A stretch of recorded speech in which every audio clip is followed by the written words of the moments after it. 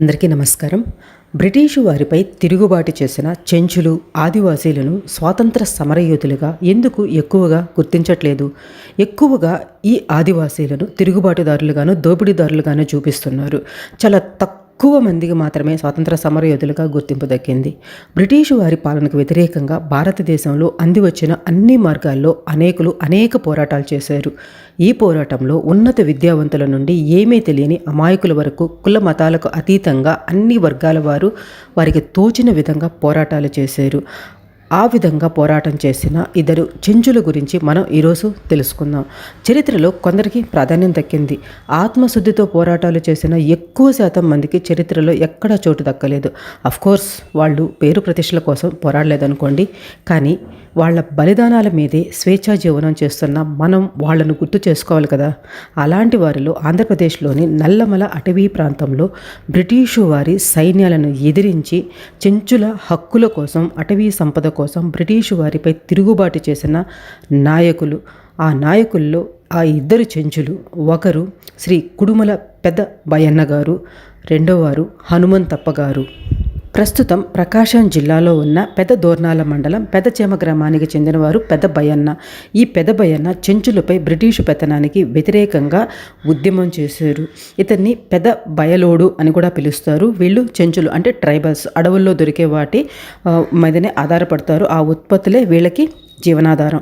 అలాగే జింకలు, దుప్పులు వంటివి వేటాడడం, జింకలు, పులి చర్మాలు, వీటిని అడవుల్లో దొరికే ఏ వస్తువులైనా కూడా వీళ్ళు అమ్ముకొని వాటితో జీవనం సాగించేవాళ్ళు.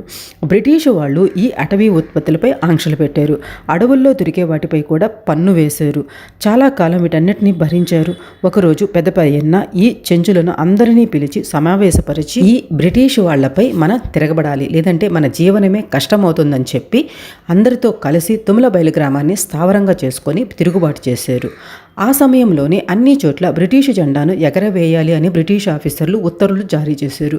బ్రిటిషు వారి జెండా ఎగరవేయడం ఇష్టం లేని బయ్యన్న స్థానికులందరినీ కూడా పిట్టబేతులం బొక్క అనే ప్రాంతంలో దాచిపెట్టి బ్రిటిషు వారిని పక్కదోవ పట్టించి చెంచుల సాయంతో విల్లు బాణాలతో బ్రిటిషు వారిపై దాడి చేశారు. అప్పుడు పదుల సంఖ్యలో బ్రిటిష్ సైన్యాన్ని చంపేశారు. ఈ విషయం తెలుసుకున్న బ్రిటిష్ ప్రభుత్వం బయ్యన్నను పట్టించిన వారికి 10,000 రూపాయల నగదు బహుమతి ఇస్తాము అని ప్రకటించారు. ఆ రోజుల్లోనే 10,000 రూపాయలంటే ఎవరైనా కూడా ఖచ్చితంగా బయ్యన్న గురించి ఆచూకీ చెప్తారు అనుకున్నారు. కానీ ఎవరూ కూడా బయ్యన్న గురించి బ్రిటిష్ వారికి సమాచారం ఇవ్వలేదు. ఇది ఇలా ఉంటే రెండవ వ్యక్తి అయిన హనుమంతప్ప గురించి తెలుసుకుందాము.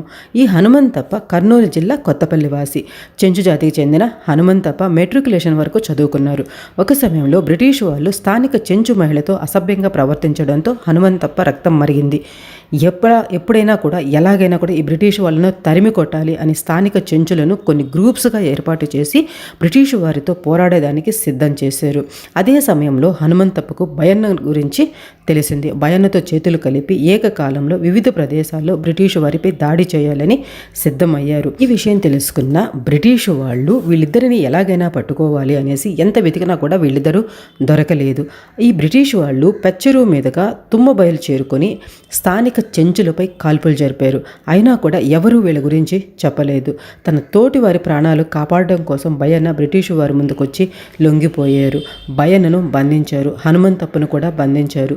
వీళ్ళిద్దరిని 1938 ఏప్రిల్ 25న చెట్టుకు కట్టేసి కాల్చి చంపారు. ఇది ఇద్దరు చెంచుల గురించి. ఇలాంటి వాళ్ళు చాలామంది మన చరిత్రలో ఉన్నారు. చాలామందికి ఇలాంటి వాళ్ళ గురించి తెలియదు. ఈ చెంచులకి బ్రిటిష్ వాళ్ళు ఎంత భయపడ్డారో అర్థమైంది కదా. అంటే వీళ్ళిద్దరిని పట్టుకొని చెట్టుకు కట్టేసి మరీ వీళ్ళిద్దరిని కాల్చి చంపారు. అల్లూరి సీతారామరాజు గారిని కూడా ఇలాగే చంపారు. చాలామంది చెప్పుకుంటూ పోతే ఇలాంటి వాళ్ళు కోకొల్లలుగా ఉన్నారు. వీలైనంత వరకు నాకు తెలిసిన ఇటువంటి ఇన్ఫర్మేషన్ మొత్తం కూడా మీకు వీడియోస్ రూపంలో ఇస్తాను. ఎక్కడ కూడా చరిత్రలో అంతగా ప్రాధాన్యత దక్కించుకొని వాళ్ళ గురించే మెయిన్గా చెప్పాలనేది నా ఉద్దేశం. ఇటువంటి ఇన్ఫర్మేషన్ ప్రతి ఒక్కరూ, మనం ఈ దేశంలో పుట్టాం కాబట్టి ప్రతి ఒక్కరము వీళ్ళ గురించి తెలుసుకొని ఉండాలి. ఇప్పుడు పెదదోర్నాల నుండి శ్రీశైలం వెళ్ళే రోడ్డులో ఉన్న తుమ్మబయలు గ్రామంలో వీళ్ళిద్దరి విగ్రహాలు ఐటీడీఏ వాళ్ళు ఏర్పాటు చేశారు. ఇది వీళ్ళ గురించి మీకేమనిపించిందో ఖచ్చితంగా కమెంట్స్లో రాయండి. మీ సూచనలు, సలహాలు ఇవ్వండి. అదేవిధంగా మీకు తెలిసిన ఇటువంటి హీరోస్ గురించి కమెంట్స్లో మెన్షన్ చేస్తే వాళ్ళ గురించి కూడా నేను వీడియోస్ చేస్తాను. ఎందుకంటే ఒకరికే అన్నీ తెలియాలని లేదు.